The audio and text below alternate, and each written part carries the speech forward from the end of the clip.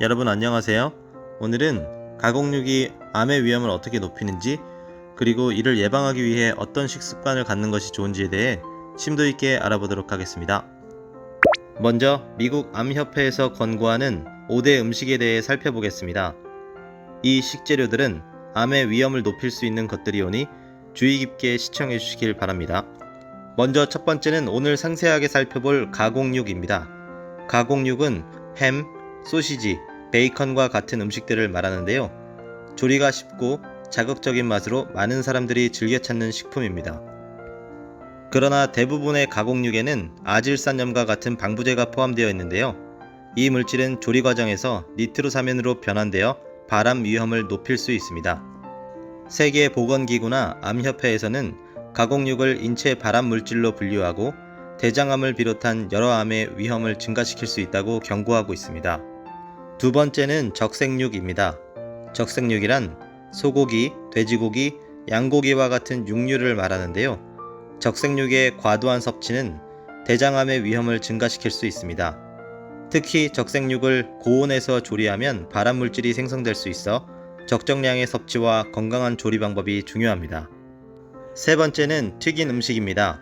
감자튀김, 치킨 너겟과 같이 탄수화물이 많이 포함된 튀김 음식을 고온에서 조리할 때 아크릴 아마이드라는 발암물질이 생성되는데, 이 성분은 암의 위험을 높일 수 있는 것으로 자주 섭취하는 것은 좋지 않습니다.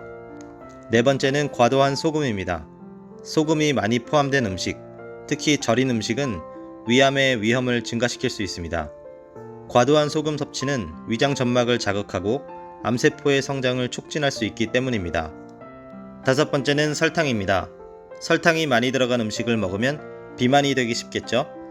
비만은 여러 종류의 암과 관련이 깊기 때문에 설탕 섭취를 줄이는 것이 곧 암의 위험을 낮추는 것이라고 설명합니다. 음식을 조리할 때 들어가는 설탕의 양보다 음료수에 더 많은 설탕이 포함된다고 하니 적정량 섭취하는 것이 좋겠습니다. 설명드린 5대 음식 중 개인적으로 가장 접하기 쉬운 것은 가공육인 것 같습니다. 여러 요리에 활용되기도 하고 어른아이 할 것 없이 즐겨 찾는 식재료라 그렇습니다. 가공육이 좋지 않다는 사실은 대부분 알고 있지만 왜 안 좋은지, 어떤 위험을 초래하는지 알기 어려울 뿐더러 수많은 제품들 중 일부는 가공육이 마치 건강에 좋은 음식인 것 마냥 포장되어 유통되기 때문에 그 위험성이 많이 희석되고 있습니다.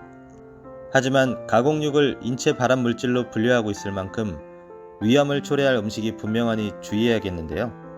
그 이유는 가공육에 포함된 아질산염과 같은 방부제가 고온에서 조리될 때 니트로사민으로 변환되는데, 이것이 암 위험을 높이는 주요 원인이라고 합니다. 이것은 특히 대장암과 연관이 깊다고 하니 조금이라도 관련이 있다면 더욱 멀리해야 할 음식인 것 같습니다. 연구에 따르면 가공육을 하루에 약 50g만 섭취해도 대장암의 위험이 약 18% 증가할 수 있다고 합니다.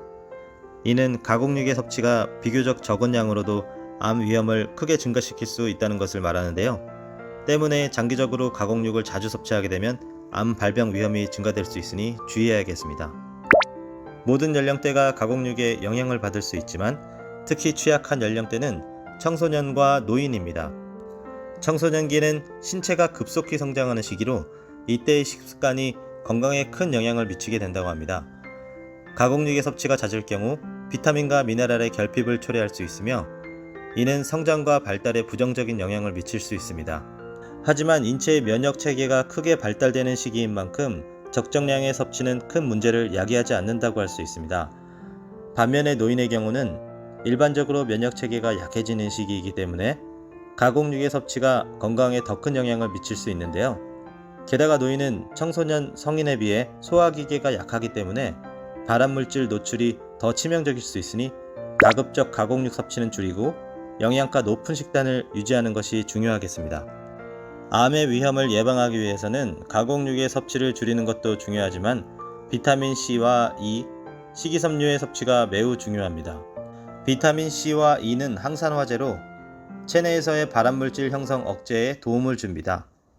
비타민C는 주로 신선한 과일과 채소에서 얻을 수 있으며 면역력을 강화하고 세포 손상을 방지하는 역할을 합니다.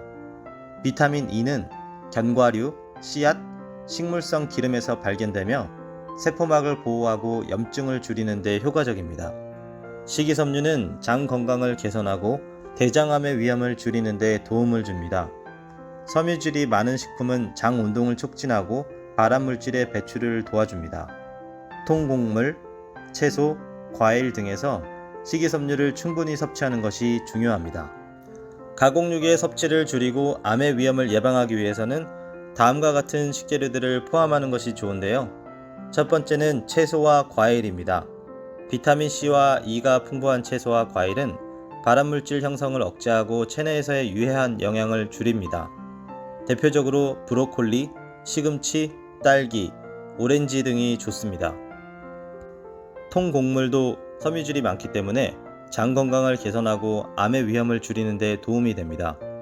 대표적인 통곡물로는 현미, 오트밀, 퀴노아 등이 추천됩니다. 식물성 단백질 섭취도 중요한데요. 대표적으로 두부, 콩, 렌즈콩과 같은 식물성 단백질은 가공육의 대안으로 건강에 유익합니다. 포화지방이 적고 영양소가 풍부하여 건강한 식단 유지에 도움이 됩니다.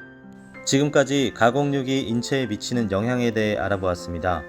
저도 이번에 조사하면서 가공육 섭취를 줄여야겠다는 생각을 가져보게 되었는데요. 구독자 여러분께서도 가공육 섭취를 줄이고 되도록이면 채소와 두부 등으로 암 예방에 필요한 영양소들을 균형 있게 챙기셨으면 좋겠습니다. 다음에 또 건강한 정보로 찾아뵙겠습니다. 감사합니다.